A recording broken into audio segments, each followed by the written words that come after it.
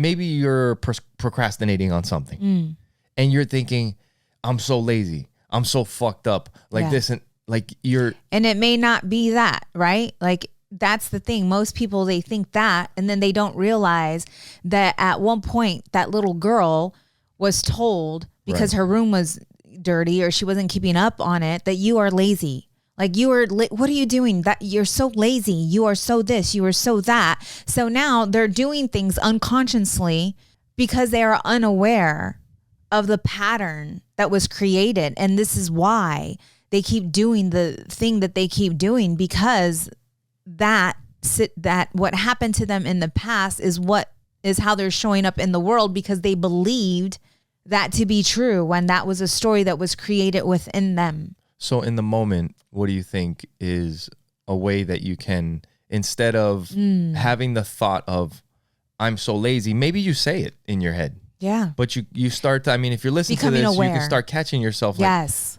And you catch those judgments of yourself. And then where do you go from there? How do you change that? You want to continue to, what I do with my clients is I have them track their thoughts. Okay. Right? Because tracking their thoughts will lead. Like if it's something that keeps coming up, well, I'm so lazy. Yeah. I'm never going to be able to get this business off the ground, or I'm never going to be able to lose weight because like I can't seem to get it right. When you track your thoughts and these thoughts like are repetitive, there's something there. I'm stupid. I'm lazy. Right. It's judgments. It's questioning and going in and meditating on that. Okay, where is this coming from? And take yourself, you have to feel it. It's almost like a feeling, like you have to take yourself back. The only way you're going to be able to recognize this is in stillness. It's shutting down the noise. It's turning off the whatever you're numbing yourself with, and actually facing it and going within and questioning, where is this coming from? Where is this stemming from?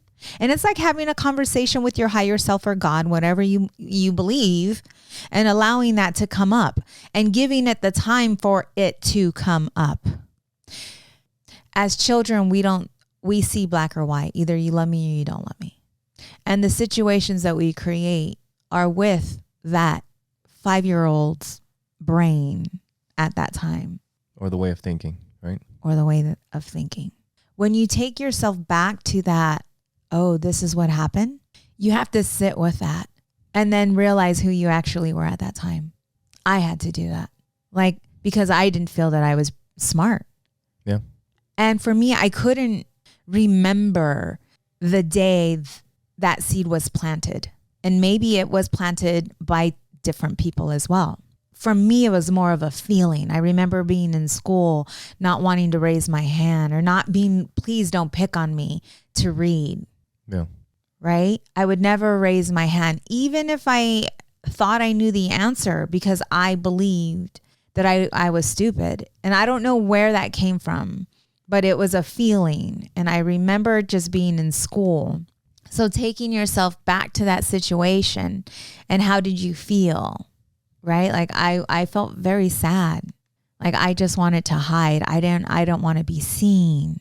And taking myself back to that little girl and how she felt. And then sitting with that for a moment, and then thinking back to who I actually was. I was very loving. I was very kind. And I was a smart little girl. I just learned different. But it was now as an adult, I realized that I just learned different. I'm a kinesthetic learner. I didn't know that as a 5-year-old, as a 6-year-old. I just thought I was dumb because I wasn't learning like all the other children. But now it's my adult self speaking to my little girl and I'm going to get emotional, and telling her, you were wise. Yeah. There's a different, like you were wise. You weren't dumb. You just learned different. Like, how would you talk to your child if your child is feeling that way?